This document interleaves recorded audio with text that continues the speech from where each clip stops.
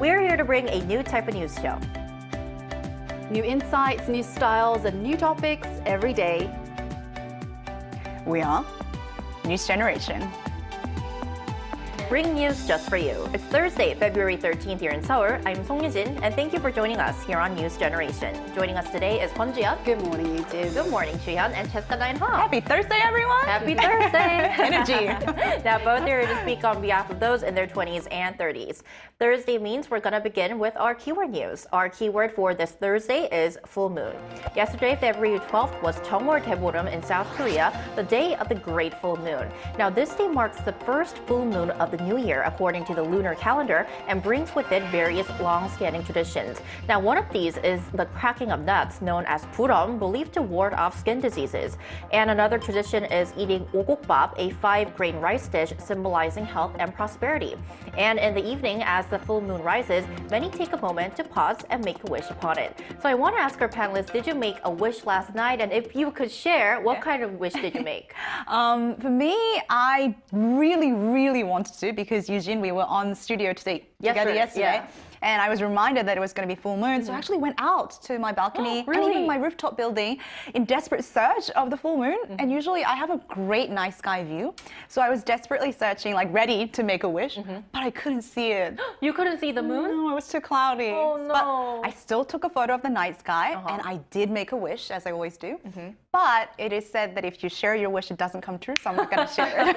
I'm very curious, but I will not ask you more. Yes. So that your wish comes But I true. will let you know if it comes true. Okay. So you will know. Well, we'll wait for it. Thank you. What about you, Ji-yeon? Well, I didn't have the chance to eat ogokbap, but I did make some wish for myself and my family. I wish for my family's good health, the prosperity of my business, and for my children to grow up happy and blessed. A lot of wishes. Yes, indeed. But most of all, I prayed for the stability of our country. You know, it's very unstable at the current moment, and a future free from tragic accidents. And I truly hope for a safer and brighter tomorrow for everybody. May this year bring peace, stability, and prosperity for all of us. Best of luck for everyone in 2025. Hope all your wishes come true. And that was our keyword news for this Thursday. So we're now going to move on to our main discussion of the day. Thursday is when we dive into the Korean wave and the global appeal of Korean culture. Take a look at the screen to find out more. The APT craze is getting bigger and bigger. By APT, of course, we're talking about Blackpink's Rosé and Bruno Mars's hit collaboration that is still dominating global music charts 4 months after its release. But there's another APT from Korea that's building a solid fan base, Korean Apartments. So we've been talking about the apartment fever, both the song and Korean apartments. We talked about it several times on NewsGen, and it seems that we're starting off with the same question when we do this episode. So I'm going to ask the same question to our panelists again. Are you currently living in an apartment? And if you're not, have you ever lived in one before? So I became independent since graduating college, and ever since then, I actually never lived in an apartment. Really? Yeah.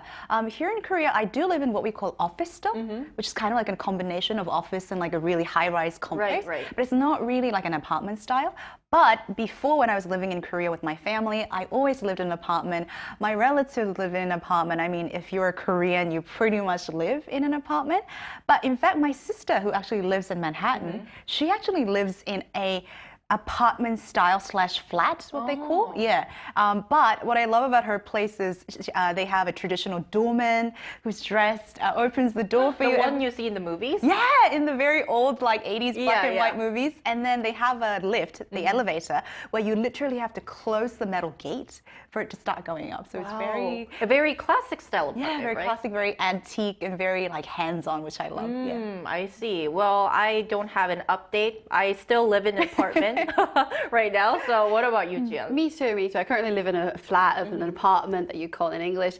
And I also am looking forward, if I've got to move to another place, I am definitely moving to a flat, an apartment, another one. Oh, well, back in the days when I was in the UK, I lived in a traditional British home, complete with front and back garden, just like a classic one in the UK. But I do miss those houses. However, to be fair, most British homes are pretty old. They're more than like 50 or 100 years old. They're very, very old. So Thankfully, I never had to handle it by myself, but my mum always said they took a lot of time and money to maintain all the facilities and all the buildings itself.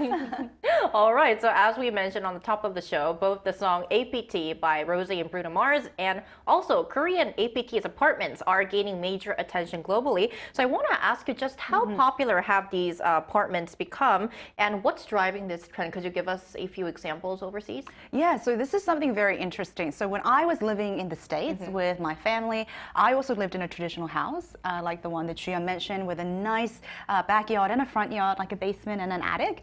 But recently, a lot of high incomers who are younger are choosing to live in apartment complexes, even in America as well. But there is something quite unique about these places. It's extremely, extremely luxury. And I can see why, because I think as a young person just starting out, in the society, you would really value convenience, efficiency, and pretty much luxury rather than having to maintain your own home. And I actually live in Manhattan, and I was seeing so many of these crazy luxury high complex apartments. I mean, they have everything.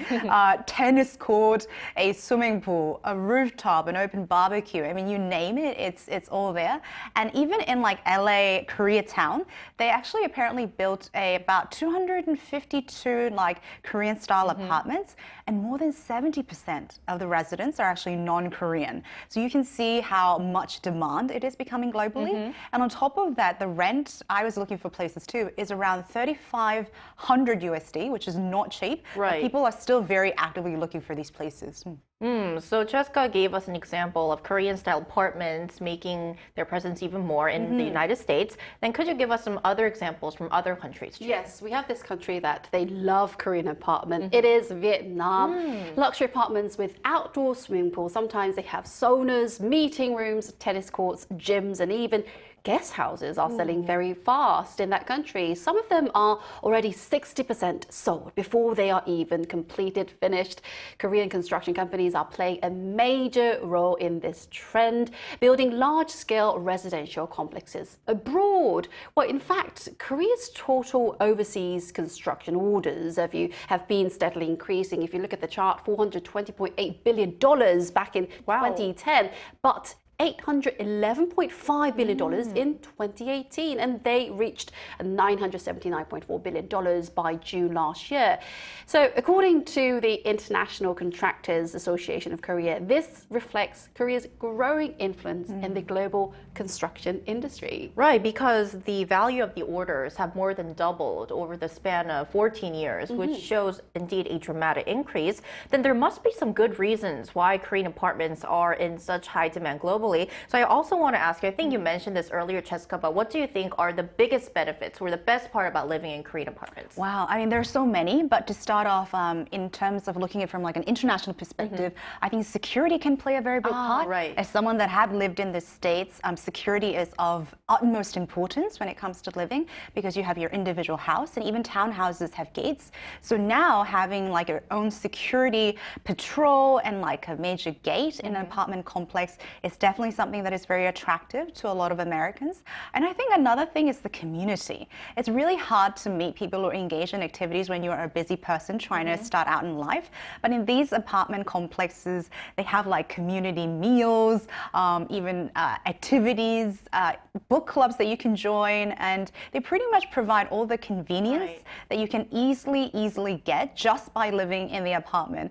And I just want to give you a few examples because I visited my newlywed couple friends who are living in a Manhattan apartment, and hear me out, they had a literally hydro vegetable garden. Wow! In the basement that was open 24/7 to all the residents, so they could just go down and pick a fresh salad every morning and then just make their brunch.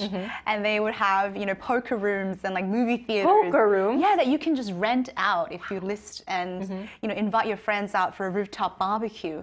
So these are all amenities that I'm sure people who are living in the States would love to enjoy just by living in that building. I mean, I can really relate to what you mentioned, because in terms of security, we have a very high security presence in most Korean apartment complexes, because we have a lot of staff, security staff, just roaming around the apartment to make sure that everything is okay. And by facilities, we have everything And by everything, we mean everything. Everything. Like vegetable gardens, movie theaters, swimming pools, and etc.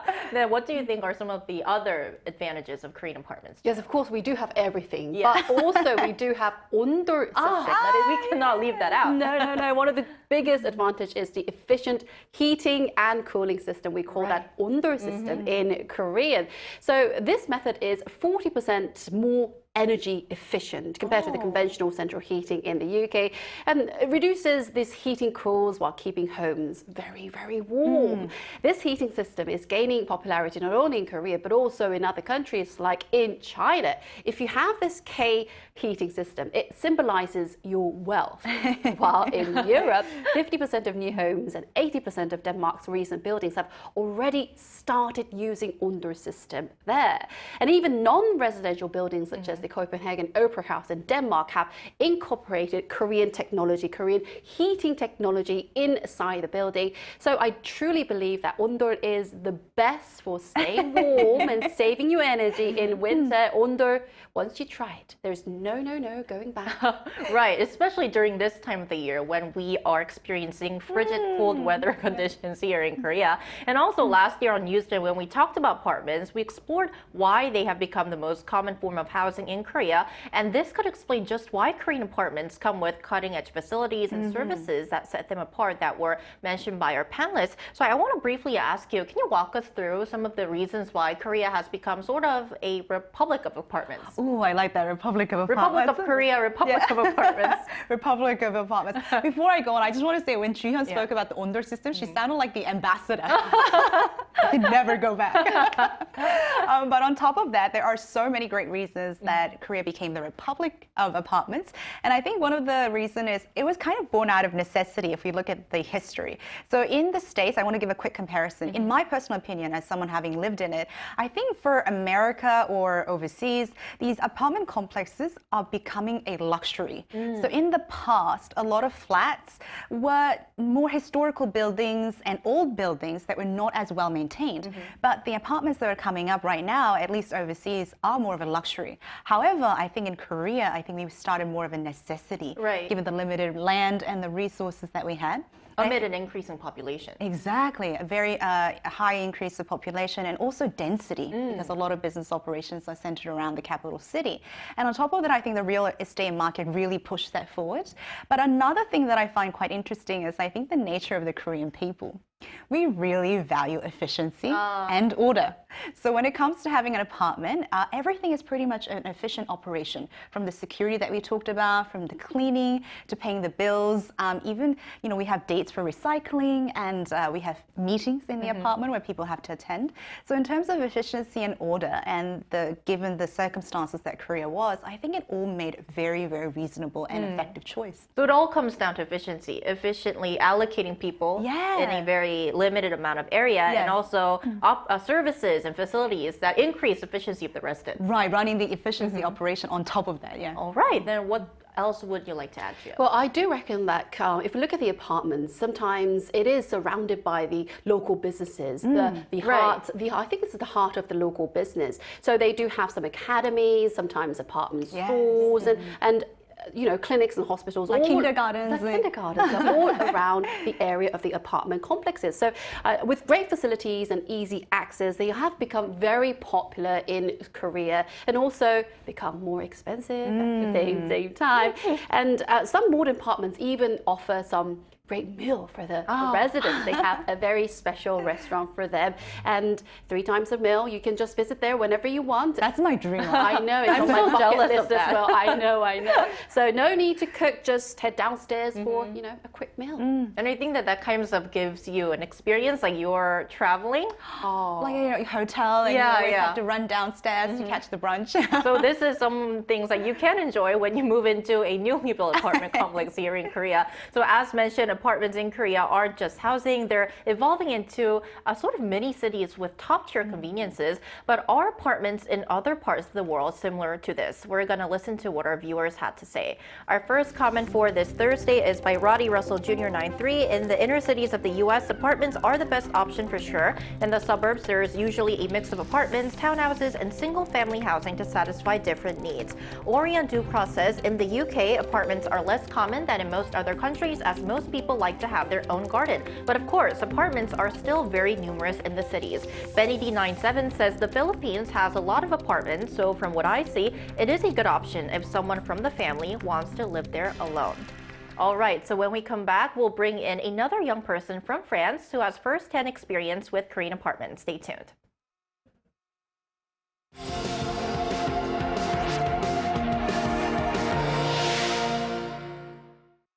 NewsGen wants to hear from you. Go to YouTube and search our channel Arirang.News. Click Community and leave a comment down below. Make a new type of news with us. Joining us this Thursday morning is Poem Tam, a French millennial. Great to see you back on the show, Poem. Hey, good morning. Thanks for having me again. Thank you for joining us. So, Poem, we would first like to ask you, what was your experience like living in an apartment in Korea? I actually live in an apartment in Korea for about 6 years, and I agree with everything you guys said previously. It was very convenient, very comfortable, and safe. And one thing that I love the most about living in an apartment before was the recycling zones. Like, as you mentioned, everything is about efficiency. And having that zone with all the sorting trash system made the recycling extremely efficient. And I really love that part. Interesting. Well, Poem, based on your experience here, or from what you've heard from those around you, what do you think is the best part about living in an apartment or flat in Korea? Yeah, the number one would be the safety. Thanks to the security personnel, but also all the CCTVs, everything is well monitored. So there is that sense of safety, but also the convenience. And I think most importantly these days is the community amenities that you mentioned, like having a fitness center, sauna, everything very conveniently located. And one of the most important things is also the location of the apartments. Usually they are near the subway stations or schools, so that makes the daily commuting and daily errands very easy and efficient again. Well, I have a very interesting question. So I gave a comparison, or at least different perception, of how apartments are viewed from the States and how it has changed over time. What about in your country? Does it carry a different perception or image or connotation? That's a very interesting question because the perception of apartment varies a lot between Korea and other countries. Like, for example, in France, apartments are often seen more as a affordable, practical, and budget-friendly option rather than a status symbol. And I think in Korea, apartments are more like a premium housing choice. So the apartment abroad is more like the equivalent of a villa in Korea, and not like the Korean apartment system. So that difference when I came in Korea was so striking. I see. Well, thank you for giving that comparison, Poem, and also sharing your experience. That was Poem Tam, a French millennial. Thank you so much. Thank you so much. Thanks for having me. Bye-bye. Bye. Right, so for those who are already living in Korean-style apartments or apartments in Korea or thinking about moving into one, we're going to end off our show by sharing some tips. What advice would you give, Jian? Well, I do believe that living in a Korean apartment means, you know, getting along with your neighbors. Even in new buildings, noise between floors can still be a very, very, very big problem. So it's important to be mindful. So families with young children like me should use floor mats and have their kids wear some, you know, slippers or shoes to reduce noise from the neighbors below. And, you know, a simple hello, hi, in the lift or elevator can make a big difference in creating a friendly vibe, friendly atmosphere inside the building.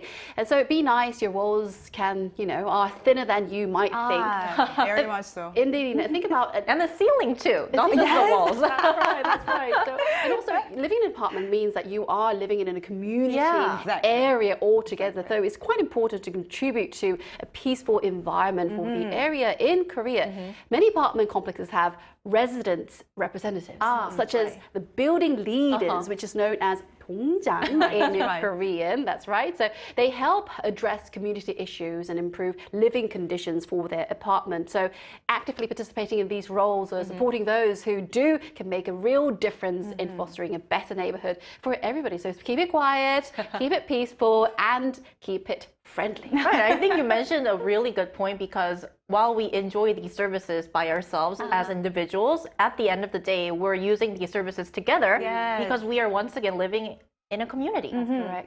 Then what advice would you give, Cheska? I mean, I think we're going with like the ambassador type of Korean apartment. Yeah, Korean apartment. But I would like to add another lingo and say keep it together. It's all about togetherness, as Chia mentioned. It's all about community. And I know, even including myself, when you have lived abroad, you are more used to more of an individualistic style kind of life. You have your own house and you run the things the way you want to. I mean, you mow the lawn when you want to, you clean the attic when you want to. But apartment is a little different. There are rules that you have to abide by. For instance, even recycling, like there are important dates. And also there are people that are working, a lot of people that are working to keep the apartment together, including the security, the cleaners. Maintenance staff. Exactly. So I think it is very, very important to be respectful and to participate in these necessary things so that you can not only enjoy these great benefits, but actually enjoy them together. Oh, we're ending off on a very heartwarming note today. Together. Together. Right. And if you have anything else you would like to know more about Korean apartments, please leave a comment below and maybe we can talk about them more on NewsGen in the future. And that's going to do it for this episode of News Generation, but we will be back tomorrow at 10:30 a.m. Korean time. Special thanks to Kwonjiya. Thank you for having me. Thank you. And Cheska Dainha. Pleasure's always mine. Thank you. Thank you. And thank you everyone for watching and hope you join us tomorrow as well. We are News Generation.